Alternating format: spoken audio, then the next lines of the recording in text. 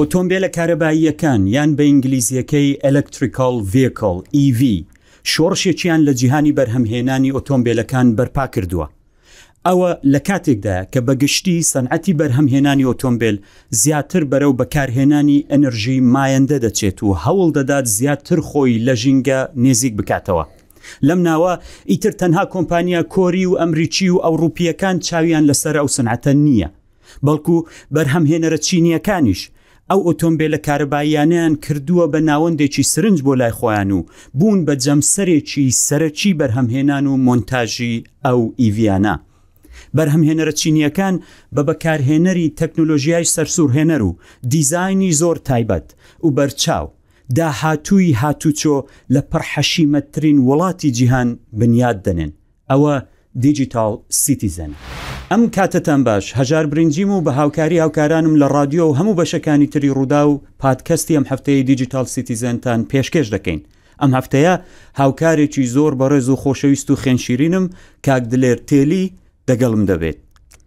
بەخێر بێت لێ. سپاس بووتە. ئەس گەلێک پێخۆشم کە لە دیجیتال سیتیزندا بەشدارم. تو خێر بێ هەموو جارێ ئەز میوانێتت بووم دلێرە و جار تو میوانێ من هیچ کێشە نیە. ئەس پێخۆشم ئەختەز بمە میوانێتە زۆم ئەم دە بەحسە تشتە گەلێک گرنگکەین و ئەتر بێ میوان دەف من ئەم زانم دە بەحسە تشتێن گەلێکی مەزم بکەین و خەڵێکیشی دزانە بینەرجی دزانم دە بەحسە تەکنۆلۆژیە بکەین. ڕاست ئەف گەلێک گرنگە. کاک دلێر هاوکارێکی زۆر زیرەک و شارەزای ئێمەیە لە ستودیۆ ڕوودا و ئەمڕۆ دەگەڵمە هەتا باسی برەندە بەناوبانگ و ستایلەکانی ستارتاپەکانی ئۆتۆمبیلی کارەبایی لە وڵاتی چین بکەین. هەروەها باز لەوەش دەکەین لە کوردستان بۆ ئەوەی بتوانین ئۆتۆمبیلی کارەبایی بەکاربێنین. ئایا ئەو ئیمکانە هەیە؟ ئەگەر هەیە چۆنە ئاڵنگاریەکانی پێش بەکارهێنانی ئۆتۆمبیلە کارەباییەکان چین؟ دلێر بۆ ئۆتۆمبیلی کارەبایی بەکاربێنین لە یەکەم هەنگاودا، ینی چ پێویست دەکا ئێمە ئێستا ڕەنگە خەڵکانێکە بن بڵێن باشە من ئۆتۆمبیلەکەم هەر هەیە کەیفم پێی دێ بەرزە و خۆشە و ئێوەیە و بەنزینیش دەکڕم و تێشی دەکەم و لە چۆ بەنزینم برادەچمە بەنزینخانە بەنزینیشی تێدەکەم و پێویستیەوەی بیر لەوە بکەینەوە کە بۆچی ئۆتۆمبیلی کارەبایی بەکاربێنین چییە؟ باشە ئەژی پرسیارێکیشتە بکەم دوش بوو حتا کەی ئەس دەوێ بکارێنم ئەویش گەلێک گرنگیان بەحەز بکەین. ڕاستە دەما خەڵک هزر لە ئۆتۆمبیلن هاتنوچۆنێتکە بۆ هاتنوچۆنە هەرچێ تشتێک بێت بۆ هاتنوچۆنێت و بێ بکارێن ئەکە بۆ ڤاگواستنێت و بێ بکارن چ شەمەندەفەر بێت چ فڕۆکە بێتن چ ئۆتۆمبیل بێت چ پاپۆرە بیتن چ هەر تشتێک هەبیتن بۆ ڤاگواستنە بێتە بکارێنە نەها دنیا و تەکنۆلۆژیا گەلێک پێشکەفتێ برنجی کۆمپانیین دنیایە بریار ددەن و ئەم چ بکەین. بۆ نمونە ئەس بێژمەتە دەما کەسێکی ئایفۆن 6 هەبوو چما بێتن ها ئایفۆن 14 و 15 و 16 نوکای کەفتە بازاڕاندن و بکار بینتن تەلەفۆنای پێ چیتن و سیم کارت لەسەر شورکەتن و مێمۆریای باشە و هەن پێویستیایی هەندە بەس چما بگۆڕیتن نان vێرە کۆمپانیا ئەپڵ بریال سەرتە دەت دەبێژە ئەو نایەت بکار نایەت ئەس پروگرامەوەی چێ ناکەم ئەس ئەپدێت توێ چێ ناکەم تە مەجبور کە تو بگو ڤاگوهازی یعنی تشتێکە نەدەستێمەداش بلی هەندێژی ئەم بێن بەحسا ئیکۆنۆمی بکەین. بابەتی ئۆتۆمبیلن ئیڤی کارز و گوتەگوتی ئلکتریک ڤیکڵ تشتێکی گەلە دنیایەدا شارن شارن مەزن تێنەکردن ناوبەینە وڵاتن جیهانێدا شارن زێدە مەزنن ئەف چەند ساڵە ئەف شارە بەردەوامە شارن ئیکۆنۆمینە شارن ئۆتۆمبیلن کارەبایینە شارن دەسینانە باتریانە شارن چاوانیە دروستکردنەوە باتریانە هەر تشتێکی وەختێ سەرچاوەیەکی سروشتی تێدا بیت مەسەلەن ئانەها نەفتە کو دبە بەنزین یانجی ئەو باتری ئۆتۆمبیلە کارەباییژی ئەو لیتیم ئەو ئالیەکە دیجی پارە تێدا بیت و پارەیەکی گەلە مەزن بیت ئەو بەرژەوەندیە گەلێک ئالیا تکەویتە ناوێ شەڕێدا بۆی شەڕی مەزن سەرچێت ئەف جەناتە بەحسە تشتێکی گەلێکی گرنگ کرد بەری ئەم بین هەندێک بزانین بەحسە کوردستانم بکەین و بەحسە بکارهێنەرن کوردستانە بکەین و ئەم چاوەکە وڵاتێک وەکو هەرێمێک گەل وڵاتی عێراقێ پلانن ژێرخانە ئۆتۆمبیلن کارەبایی بدانین تە بیرام تشتێکینە تە بیرام کۆباڵتینە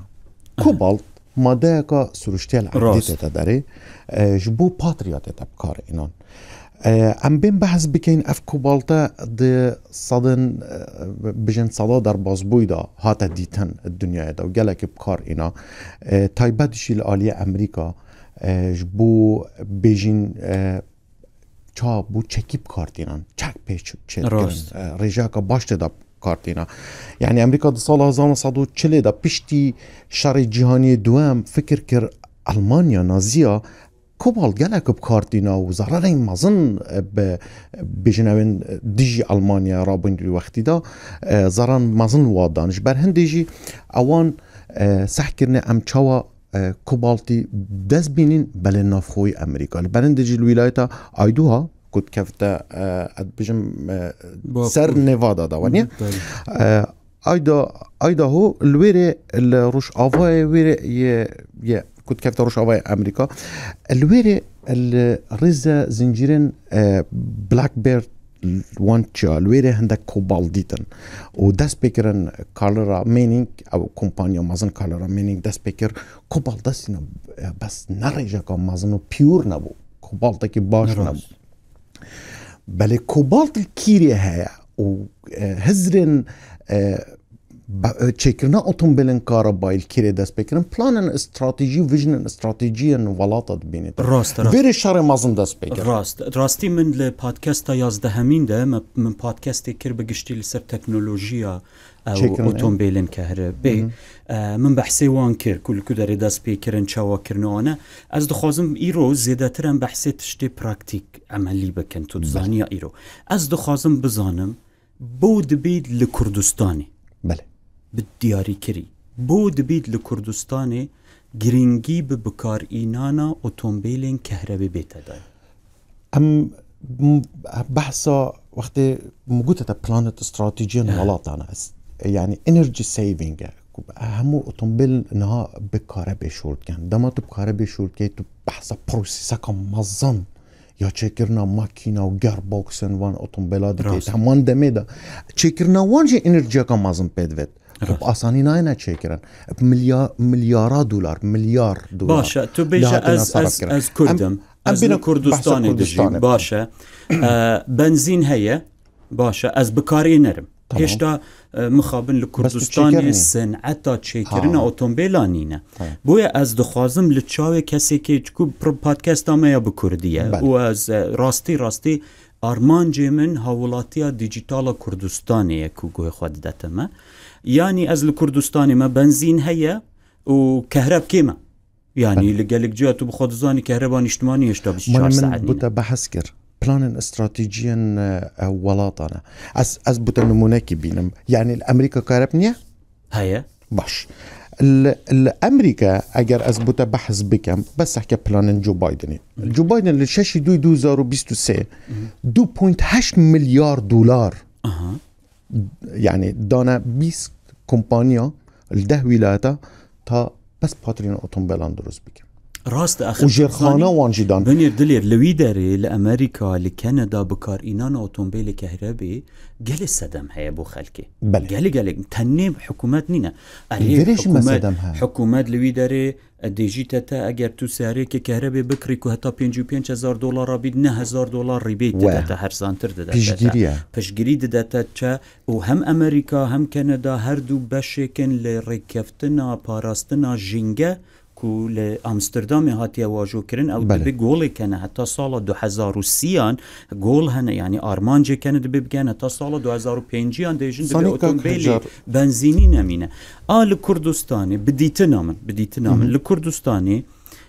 دو مسئله گلک جدا هیه از باورم صدما هری مزن کو خلق لکردستانی پیوسته ترومبیلین کهربی بکار بینیتن پاراستنا جنگه کردستانی بو چونکو کوالیتی بنزینا کردستانی براستی خرابه راسته دیجن همه کوالیتی کنترول بکنه ما تو درکه و دروه گلیک جارا بویا متاقی کریه از چومه ترکیه هر بجارخ کردستانی چومه ترکیه لسر جاده تو دراواستی گلیک ترومبیل تینو دچن اما او بينا نخوش او بينا كو تعزيت كاتن كل ليفر لكردستان دهيتتا لسرجادي لوي درينايتتا تزاني برنجي ام بين با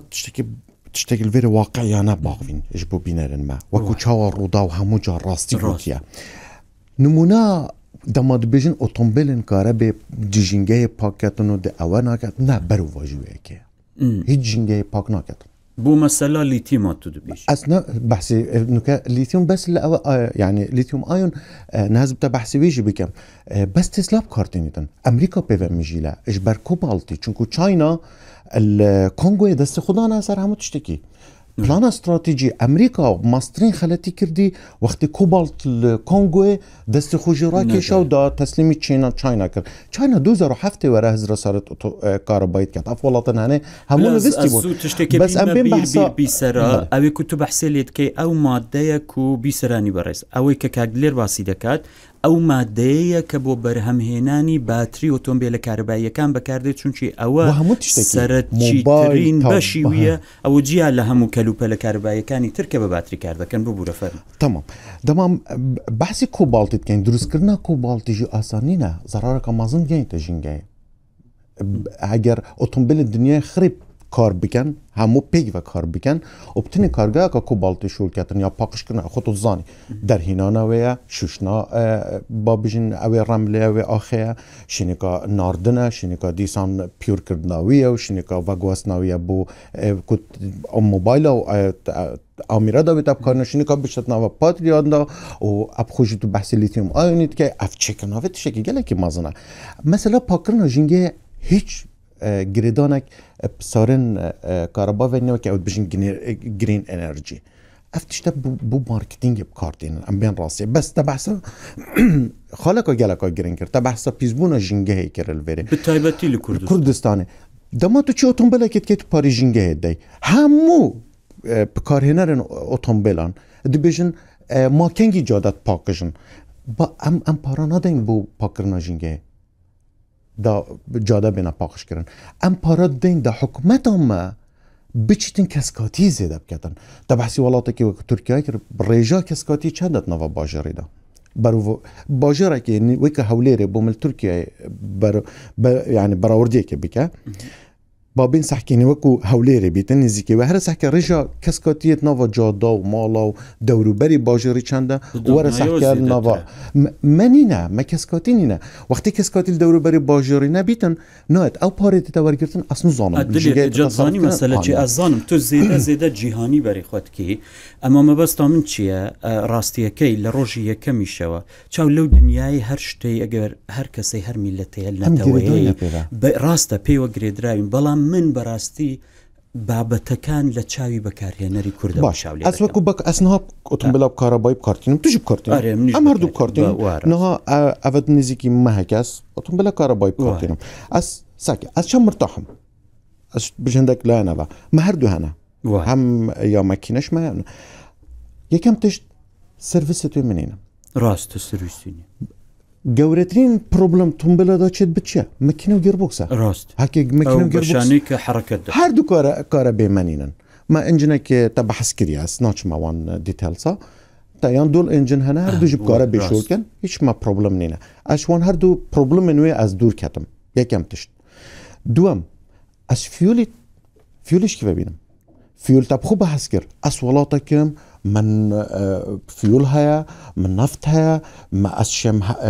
غازي چيكم غاز سروشتي چيكم أشم بنزين چندين جورا چيكم تمام من اسپیسیون کابوتو ما بسته دوای که گەورەترین هەر زۆر بە خێرایی کە دەستت بە بەکارهێناری ئۆتۆمبیلی کارەبایی کردو لە کوردستان دوو خاڵی سەرەکیت هەیە کە قازانجن یەکیان سرویست نییە کێشەی وەد نییە کە بیبەی چاچیکەوە مەچینەکە جێربۆکسەدەوە تێک بچێ کێشەی دوو هەمیشەدەوەیە کە بنزین تێناکە ینی بنزینی تێناکە بجدی ئەس نەچمە بنزینخانەوە بە هەیڤەکە ڕاست تا بەحسا کارەبێ کرد هەفتەم پێرتەنین ماڵ هەفتەم پێر نەکەڵ کەمە ڕاست یعنی 7 امپير هذا ب 12 ساعة تسر شارجي بيتن دشيتن 600 كيلومتر باتو راست يعني ولا هندك الموديل كانش دا جوازه لبروي من بونمونه من تسلا بكاردينم لتسلا دا من 508 كيلومتر اثبت نمونه كتسلا بيش دمها 4 سال 2021 دا دو امريكي لهيوستن نافا تسلا موديل اسكا 2019 دابون اللي جاديدات شون دمكي دا اوتومبيل دستي واندر كت چند جيرن اوتومبيلجي بس بلازاتي كي چون دستواندر كيف داره كي راست تمام اگر بربوي تمام وكو صارت بنزيني جا اگر بربيت ليثيوم ايون تدا اگر بربوي هر دومرن او هيج زوزو آگر بر بوی برگیری شهرستانی هستونه بلز گشت جه رویدانه و دست بکرن آف هاوته اوفوم نيف ساعته هاوته نفهمري راست ساعتك هاوته نفهمري 2 ساعته هاوته نفهمري دخازا بشگیری کرن ساری دیجا هاتن ین برگیری شهرستان دست بکرن و دست بکرن 4 ساعته دا حتی شان کنترل کن زنی وقتی چند آف هاوته 113,506 لترن آوه و فومی اللي سارة تسلا كان حتى فامري برگیری شهرستانی هستون گوتی افا چه بو نفهمري حتى دماي بوان ديار بكوليثيوم تدا يعني وقت تو ليثيوم اين نافا باتريا دا بيتحط نها كو بو سوليد ستيت باتري هاتا جو هارتن بافات نافا اجري دا اجر برنامه اتويد ميدا اف باترياني تكنولوجياني اف چاينال سر شول کردن هم اف کمپانیان مثلا کاتل سر شول کردن CATL سر شول کردن یا BYD چت کردن دنیا دستوان ده نب من نبته دستوان ده دنیا آخر دستوان ده بوچی 700 باتری دنیا چاینا چت کرد 700 امریکا چت باشه بوچی چین او که بوی که کاتکش من باشی بکار بینین بوچی چین اونده پیش کوتو است لوی تیگیشتم که باتری دستی بسر باتری دا گرتوا بوچی ولاتی چین او شتێکیش دەبێ باس بکەین بەڕاستی ئەگەر بگەڕێینەوە بۆ 15 ساڵ بۆ 20 ساڵ بەر لە ئێستا کە کاتێکی زۆر نییە بەڕاستی بۆ مەسەلەی سەکتەری بەرهەمهێنانی ئۆتۆمبیلەکان 20 ساڵ بەر لە ئێستا نەکرد کارەبایی ئۆتۆمبیلی بنزینیش نۆرماڵیش هێندەی چینی نەبوو ینی تۆ بەڵێ کۆرە لە مێژە لە نێو ئەو سنعەتە هەیە ژاپۆن لە مێژە لە نێو سنعەتە هەیە ئەوروپیەکان بەتایبەتی ئالمانیەکان و سویدیەکانەوە لە مێژە لە نێو ئەو بەرهەمهێنانە هەبوون ئەمریکیەکانش کە میشە قسەی خوانیان هەبوو بریتانیەکانش بەس بەڕاستی چین ئەوە نەبوو یەک جێ لە ماوەی ئەو 15 ساڵەدا لە هەنگاوی یەکەمدا لە بواری ئۆتۆمبیلی بنزینی ئێستاش لە بواری ئۆتۆمبیلی کارەبای ئەو هەموو بەرەو پێشچوونەی چینەگە بە کورتی بۆم بڵێ هۆکارە سەرەکیەکەی غەیری باتری چییە؟ هۆکارە سەرەکی و چاینا دوبارە ئۆتۆمبیلەدا پێشکەت پلانەکە استراتیجی یا 5 ساڵی هەیە نەهاش چاینا بەردەوامە لەسەر دەما چاینا هاتەت ناودا یەکەم تشت هزرا خۆ کردن سەپلایر کیرێنە ئەم باسی هێڵا بکەین ڤالیۆ بکەین ئێکشوا هێڵا تۆپۆزانێ چێکردنا هێدلایتە ناوا ئۆتۆمبیلەدا ڤالۆژی تکنیک و وایر و ئۆبیدیەن ناوا ئۆتۆمبیلان و مێشکی ئۆتۆمبیلا چێتکەتن ئێک فەڕەنسیەیەک ئەڵمانیا بنگێن وان سەرێکی کیرێنە چاینا گوتی ئەم هەموو تشتێکی چێتکەین تەکنۆلۆجیۆش وایە فکرش وایە دیزاینش وایە چێکردنش مەیە و ئەم دەینەوان گەورەترین بازار دنیایەدا دوو بازارن یەکەم چاینا تێت پاش ئەمریکا تێت پاش یابان تێت بازار فروتنا ئۆتۆمبیلە وەرن ئەم دووەمین یەکەمین و دووەمین بازارت مەزنت چێکردنا ئۆتۆمبیلاینە و فروتنا ئۆتۆمبیلاینە بۆچی مە بخونینە مارکێ مە براندێ مە نینە بۆچی تێسلا هەیە بۆچی BYD چێنا بتن و نیۆ چێنا بت و پێشوا بکەون دەما حکومەتی پلانەکە مەزندانە دوان 15 ساڵە دەرباز بوویدا تا بەحەس کردین گوتی یەکەم تشت دیزاینەر و فکر و تشتێ مەزن شوڵاتن دەبینە چاینا چێتکە براندێ وایە ئەڵمانیا فکرتکە دیزاینتکە ئەمریکا پرۆگرامی چێتکە دەدا چاینای کۆمپانیای چانەژی ئۆتۆمبیلی چێتکە لێ بنێرە دوی دەمیدا دەما حکومەت هاتی گوتی وەرن ئەم تشتێکی چێ بکەین هەم بازاری خوا پڕ بکەین نەها بۆ ئۆتۆمبیلن کارەباییان چاینا نابیتنش چاینای دەربکەون ئەف ئۆتۆمبیلن نەها ئەم کارتێنین هەموو چاینینە نهاتینە بەڵاو نەبووینە چما چاینا 2010 بریاردا 2055 هەموو ئۆتۆمبیلێک بتە ئیڤی کار ڕاست وایە 2015 چ گوتی نۆ ئەم پەشیمان بووین 2035 چەند ساڵ ژێڤەکرد 15 2020 چ گوتن 2028 2028 ساڵی دن پارێکی مەزن ئەخسەت ناوە کۆمپانیاندا دیزاینەر و فکر تمام گوتی ئەم چاینا ئەم دیزاینی باش نین تمام بەمە بریاردا ئەم باش نین چۆن دیزاینەرن مەزن هێنان اش ئەلفا ڕۆمیۆ هاتن اش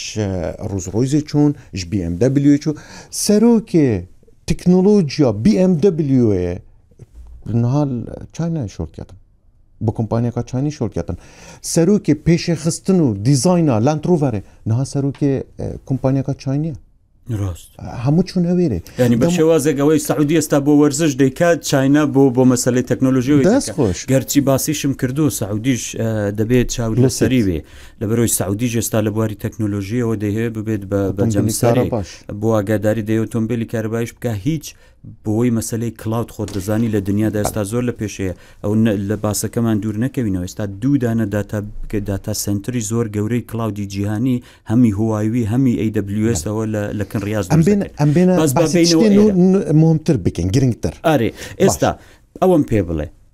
لایەنی حکومی ئێستا ئەمە زۆر دەزانین ئەمریکا چ دەکا کەنەدا چ دەکاوی دیکە چ دەکات لە عێراق و لە کوردستان ئەگەر تۆ ئۆتۆمبیلی کارەبایی بەکاربێنی چوەکو هێنان کڕین و بەکارهێنان لایەنی حکومی چی دەکا بۆی هانی خەڵک بدا بۆ ئۆتۆمبیلی کارەبایی بەکاربێنن لە کوردستان و لە عێراق بە دیاریکرا حکوومەتە ئەس بەحسی عێراق بکەم باش چونکە وەکو وڵاتێک ئەس بەحەز بکەم دەوڵەتێک ئەم وەکو هەرێم ڕاست ئەمە ڕاستی بێژن نها وڵاتن دنیای هەموو دەبیتن ژێرخانەیان خۆیان ئابووری ئامادەکەن ji بۆ ژێرخانەیان بکارهێنانە ئۆتۆمبیلên کارەبایی چونکە بوو di sala 2025 da hemû kompaniyên evên mekîna çetken û gearboxa çetken êdî çanakin dirawestin em ne mecburim parekên de mezin kar bînim û kes bi kar neyênîdin ma dişi lê bikim ez mecburim xwe guêz me wan tişta wên sarin karabayî bin otombilên karabayî êdî dihên dema têna welatê tek otombilê dîn ne dihêdî êdî kêm bin tu mecburî muameleka baş li gel bikey bo handana xelkî bo handanê hikûmetê dinya tu zanî çend oferin mezin çetiye nebez bo xelkî bo kompaniyên otombîla jî tînin zarîbenînin gumrika nadan efayet gumrikî hene bû tiştên dî harîkariya watken ji babişin vatin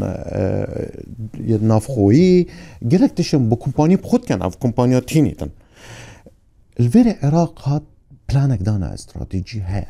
bû sarin karabayî bes bi kar neyîne yekî ji wan bikarînana we ew e ku tu gumrikê nadey dema otombil tête jûrve tu ê nadey temam duhem têş plate numberê wextê tu çê dikey yanî reqem reqem tu hêj nadey tu parê hiç parekê nadey ama ev tişên dîne dêdey otombilên karabayî bekarînerên karabayî gelek het bijin eçûn parê jîngehê da ew parê jîngehê nîne ku serata du oksîjî dît hav de jûr ew bo hindê ye ku rêgavan bêne çêkirin bo hindê da keskatî zêde Herêmî Kurdistan hikûmeta Herêma Kurdistanê bi tenê gumrik rakiriye pêş çendekê bi dibe kompaniya serekî Kurdistanê heba li Iraqê heba ew coşiya gumrikê nedet zorîne ku otombilên karabayî ewên nava Kurdistanê de gumrik dane niha biryareka dî derketiye her kesekê otombileka karabayî bîne heta dilêr bîne ka kejar bîne niha gumrikê nade bes plate numberê tu yê bideyî heqî jimarê otombileket bideyî belam muamele çawa dil gel tekirin baş e otombilê ya nizm bi çar piston hesab dikin baş e yani rastî tiştek gelek keniye û otombila berzî wekî her çar pistona bers dete hesab kirin debîtin وڵام من هیوادارم ئەو لایەنانەی کە لایەنی فەرمینە حکوومەتی هەرێمی کوردستان بە تایبەتی هیوادارم ئەو کارە بە جددی وەربگرن بە تایبەتی ڕێو شوێنی سارێ کارەبایی باشتر دیار بێ ئۆتۆمبیلی کارەبایی و زیاترانی خەڵک بدەن بۆی بەکاربێنێ لەبەرەوەی کە شتێک بڕیار دەدرێت جیهانی ئەمڕۆ زەلهێزەکان کاتێک بڕیاریان داوە کە ئۆتۆمبیلی کارەبایی ترندی داهاتووی هاتوچوێ لە جیهاندا ئەو ترندە کوردستانیش بەشێکەلەوەی کوردستان بڵێ هەتا خەڵکی کوردستان درەنگتر بەرە و ئۆتۆمبیلی کارەبایی بڕۆن ئەوەندە وڵاتەکە زەرەر دەکات چونکی ئەوە شتێکی ڕوون و ئاشکرایە هۆکاریەوەی کە چین ئەمریکا ئەڵمانیا بریتانیا وڵاتە زلهێزەکان هەمویان خەڵکەکانیان هاان دەدەن بۆ ئۆتۆمبیلی کارەبایی بۆوەیە خەرجی سەرە وڵاتانە لە بواری بودجە و پێویستی بنزین و ئەو شتانەی کە لە نەفت بەرهەمدێت کەم بکەنەوە اینجا ئەو وڵاتانە زۆربەی هەرە زۆریان دلێر مەجبورن حکوومەتەکانیان مەجبورن بەشێک لە پارەی بنزینی هاوڵاتیان خۆیان دەیتن بەو حاڵەشەوە ئێستا بۆ نمونە لە کەنەدا 1 لیتر بنزین $2 لە ئەوروپا گرانترە ئەوە خەرجێکی زۆر لەسەر حکوومەتەکانیش دروست دەکات ینی بەکارهێنانی ئۆتۆمبیلی کارەبایی قازانجەکەی تەنها وڵاتی یان بۆ ژینگە یان بۆی نییە بۆ حکوومەتی هەرێمی کوردستانیش قازانجێکی زۆر دەگەێنێ کە هیوادارمەوە بەجددی وەربژێنێتە بەسێندێکە تەگوتی کارەبا خدمه مماونية أري تبع سندكر ام كهرباش كي بين كهرباء مجالك هيا اگر ام بين او فيولات تبكار اينان بس بسعر حكومي حسابك سعر حكومي اگر اوتومبيل حكومي هموان بكينا ايفي هر يكشوان هيج سعرك اوتومبيلك حكومتي تروجه كده 700 كيلومتر جاب دلير بابا كاتا كمان باش كنترول كاين واخ على شي زور جرينغ بو اغاداري ديستا لاوروبا همو تاكسيك دبي كهربائي همو تاكسيك دبي كهربائي اول شتي يكزار والله تنجيران براخ ما تركيا كارات اوتومبيل كهربائي تشيت كاتم اما تشيت كاتم باش بكورتي بين بلا باسي باشي كانت كر لكردستان استا تو وكو بكارهنري اوتومبيل كهربائي لكردستان شيشه كانت شي من عندك بروبلم هنا يعني وكو كيشا يعني وكو كيشا من تشي هاي انها اوتومبيل كهربائيين بجن ين رينجت ما ظن نهاتنا كردستاني راس يكمين براند يعني بفرمي د كردستان وعراق ده كوشايا اوتومبيل كهربائي بينتم بفرمي جرينتي قلبي تشكو تشما اوتومبيل كهربائي وكو اوتومبيل دينين 2 سال يعني 3 سال سيرفيس لا 10 سال تشكو تشلناتش تمام بروجرامينج او باتريا افجا اف اوتومبيل كهربائي هنا فروتنا دو بازاري دا تو نكاري بكري كاكاجار چونكو تو كومبانيا الفيرين اكيد بتشيك نازانيا غيرسوي روجو تشيشي جو تشارس بيجن بازاري بيجن وكيلي الفيرينيا ابتني جي دبليو ام كاريا موديل اكيد استابتنيا او هي وكل بس بفرمي بالهمي كردستان جي دبليو ام هافالو اوانا ناف داره دو تايب هاتينا بناوي اورا او بفرمي هيا فولكس واجن اي دي 4 هيا نال كردستاني ام بحثها مو تايب كاين اكسو كروزو بلاسو افيدوي هنا يعني تنها شركه استنبوني نونراتي فرميو كومبانيانا بوي بت همون سيرفيسي او كسعرانه بدل همو كومبانيا كان هنا رانش روفر هنا مرسيدس هنا جاكوار هنا جيلي هنا چانجان هنا چانجان بازاري اوش ها شي بكري بابلن بي ام دبليو هنا عندك كنا بلاج ان سيستم بلاج ان تشيا ماكينه تدايا باتريش تدايا راست هايبرد نما راست بلاج ان هايبرد هايبرد جبيركا باتري دكارة 205 كيلومتر تبابا او جارة نبو اگر نبو تو شيء ماكينة كبتشوك جيال انا از بار زورينا اوتومبيلا هنا بلاج ان جي بازاري ده هايبر تشتكي كيفنا خليك بحث كاتن وخودين كاتن تني يابان تشجع هايبر كاتشكو يابان باش كافتيت ايفي ده تتزاني ام بابتي ما ظن اروجا كان بحث ويجي بكين بس جريكا ما هي تنهاب تني تيكسرك كهربائي هبيت اگر بود ناوا باجر دابيت تو هیچ پیشیت بسازی بس کتشوی داره وشه اگر تو حزب کی رگندیر بچی نده تا پروبلم هبن چما حکمت و محرم کردستان بریار نده هری کاریا کمپانیا بکتن فاست چارجر دانیتن استیشنت فاست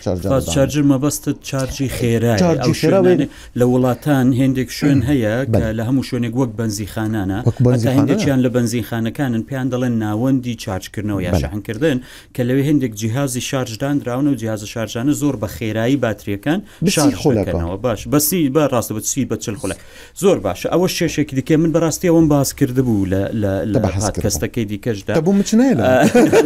بويك او بزوج براستي خالتي زور گرینگه و بواگا دارید او بیزنس پلانی کی زور باشی شبو بنزی خانکانی ناو جاده و بانکان که دتوانن بو نمونه تو استالدر و چونه بو نمونه تو بنزین خانه چی لوی استیشنی شحن کرنو هيا ناوند شحن کرنو خیره هيا که و دادنی لپنای چی دکاو کابرای که شحن دکاتو مجبورن یوسع لوی راسته و دکان یک دادنی کافتریا یک دادنی رستوران یعنی اصلا بیزنس پلانی کی تواضع او یعنی هوادارم او كهرباء تفروش خو كهرباء كش دفروشي وني بلي بلاش بس كما زور كما لدرو براستي $5 $6 ويا بس لكردستان او دتواني براستي درغابو او بزنس منانه بكاتو ك دتواني سرمایه گذاری بکنو سرمایه گذاری چی گورشه به هاوکاری د کمپانیا کانی برهمنان دلیر برادران لورا دستال دینن دله بس کات او انا نامنه زور لکاتی برنامه کپچینه داره دستت زۆرت خۆش بێ زۆر سپاس وەکە میشە زانیاری زۆر بە سوودتە بوو دلێر بۆمە بووە بە بانکی زانیاری بواری ئۆتۆمبیل و تەیارە و شەمەندە فەروشتی لەو بابەتێ هێتر ماوەیە چیشیەکەی بە من گرتە بوو کارێکم پێ بکە بەس من جوابم نەدایەوە خەتەرە دلێر نابێ زۆری جواب بدەیەوە زۆر سپازەوەی بیستتان بەس بەری تو بدایی بینەس ناهێڵێ ناهێڵێ ئەس حەسکەم بەڕامن دنجی ئەم دیپ بچینەتەدا ئەنێ قولی بچینەت ناو بابەتەدا دلێر یەکێک لە خاڵەکانم لەو بەرنامەیەدا ئەوەیە بە کوردی قسە بکرێ و شەکان بە کوردی بڵێەوە دلێر من چەند ساڵە لە کەنەدا دەژێت دلێر ئەگەر من بتوانم بە کوردی قسە بکەم تۆ دەبێت هەر بە فشە بە کوردی قسە بکەی بە غێری کوردی نادوێن کوردی بپارێزن ئەوەی بیستتان پادکەستی ئەم جارێ دیجیتال سیتیزن بوو زۆر سپاسان دەکەین بۆی بەردەوام هاوڕێمانن دەگەڵێ من پشتیوانیمان دەکەن هیوادارم ئەم جارش هێدفۆنەکانتان لە جۆ بوو بێت جێتی خۆتان خۆش کرد بێت و بتوانی بتان زانیاری بە کەڵک و بە سوود لەم پادکەستە وەربگرن جارێکی دیکە دووبارەی دەکەمەوە هەموو پادکەستەکانی ڕوودا و لەسەر هەموو پلتفۆرمە جیهانیەکانی پادکەست بەردەستن ئێستا چەندین پادکەستی نوێ لە رادیۆی ڕووداوە بڵاو دەکرێنەوە دەتوانن جۆبیستی هەمویان بن پادکەستی زۆر سرنجڕاکێشەنە بەردەوام بن دەگەڵێمە هاوکارمان بن ڕخنە و پێشنیازەکانتانمان بۆ بنێرن هەروەکو هەموو کات باسی دەکەم ئێوە بەهێزترین و گەورەترین و گرنگترین سپانسەری ئەمن دەگەڵمان بن دەست لە شێرکردن سابسکرایبکردن و فالۆکردنی پادکەستەکانمان لەسەر و پلتفۆرمانە مەپارێزم بە تایبەت لەسەر ئاپل پادکەست و سپاتیفای دەگەڵمان بن بەردەوام بن هاوڕێمان بن و زانیاری لە دیجیتال سیتیزن وەرگرن بۆەوەی هاوڵاتی دیجیتالی کوردستان هاوڵاتیەکی بەهێز و زیرەکی جیلی نوێی دیجیتال بێت لە هەموو جیهان کاتتان شاد کوردستانەوەتان